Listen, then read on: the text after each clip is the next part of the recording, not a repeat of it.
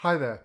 Now, if you watched an earlier video, I showed you that if you had a random variable x and it was distributed as a Poisson distribution with a mean lambda, then the probability that x equaled an observed value r was equal to e to the power minus lambda times lambda to the power r, all divided by r factorial. Now what I want to show you in this video is this function here, the Poisson PD. And you'll find this on the calculator Classwiz, but you may well find this also on other similar calculators, so do check out your manual. So the Poisson PD function gives us the probability that x equals the observed value r, and it saves us a lot of work. We don't have to enter this calculation here. Now the best way I can demonstrate this is through this example. We're told that in the month of January, accidents on a certain stretch of road have occurred at a mean rate of 7.2 per month. And we've got to find the probability of 3, 6 and 8 accidents occurring in the month of January, assuming that the rate remains the same. So what we have here is a typical Poisson distribution where we have events occurring, that's accidents occurring at random over an interval of time, that is a month, at a mean rate, that is 7.2. And if we assume that accidents are independent of one another, then we can assume that this follows a Poisson distribution. So what I'm going to do is define a random variable. Let's say that random variable is x.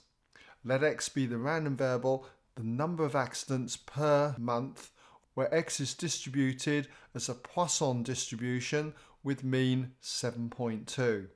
So for the first question, we've got to work out the probability that x equals 3. And so we can use this function here, the Poisson PD function. Now before we start, you may be in some other mode on this calculator. So how do we get to that particular menu? Well, you go to the menu Setup, click on it, and we need number 7 here, the Probability Distributions menu. So if I enter 7, it takes me to this menu here. But I have to send the cursor down to get the Poisson PD function under option number 2. Now, if I select 2, then I'm given these two options. I'll take you through each of these, but for now, we'll take option 2, the variable option. So if I enter 2 here, you'll see that it presents us with the Poisson PD function, and we have our observed value x. I called it r in this example here. Now we're looking for the probability that x equals 3 then. So I just need to enter the 3 and we press equals. We're now taken down to the mean lambda, which at the moment says 0. I need to set it to 7.2.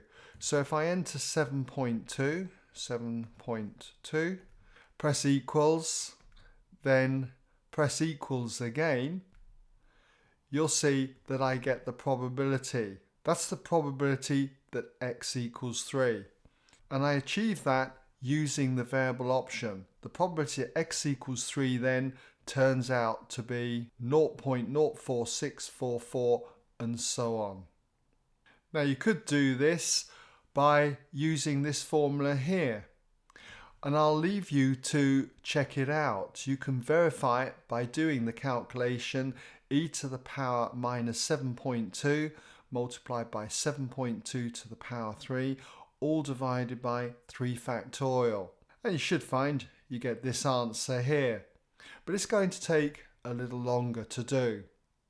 Now if I go on to work out the probability of 6 accidents or 8 accidents occurring, I can press equals and I can go back here and just reset our observed value of x to 6 and then to 8, and I would get the two answers.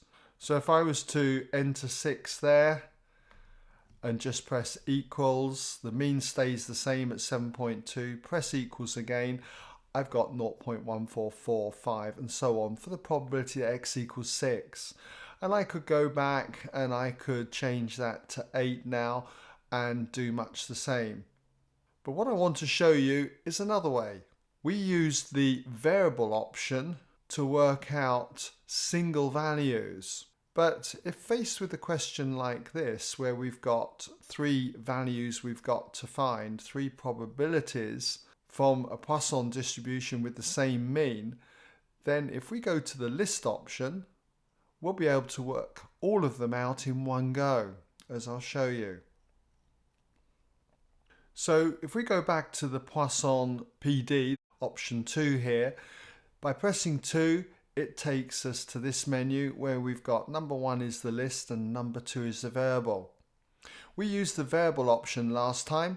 Let's use the list option this time, number 1. So I enter 1 and I'm presented now with this list. So what I'm going to do is enter the observed values, which are given as x here, and we'll start with 3 again. So I'll put 3 in, enter it by putting equals. Cursor moves down to the second observation. I'm going to put in 6 now. Press equals, that's entered, and now we'll move on and we'll enter 8. So if I put 8 in, equals, I've got my 3 observed values. If I press equals again, it takes me to the mean. It's 7.2, that's just because we used it a short while ago and it's remembered the mean we used before, but obviously you might need to change that. I'm just going to press equals and you'll see the probability column here is populated with our probabilities. For x equals 3, we've got 0.0464, which we had before, but we've now got the probabilities for 6 and 8. So if I just put those in, using the list option then, it's given us immediately these probabilities for 3, 6 and 8. And if I mark them in, you'll see them here. Of course, there are more digits behind these decimals here. So normally I would write ... and so on behind these answers and then round them up to the appropriate degree of accuracy. But I leave that to you. So I hope that's given you some idea then on how you can use the Poisson PD function rather than having to go through using this formula here. It saves us a lot of time and hassle.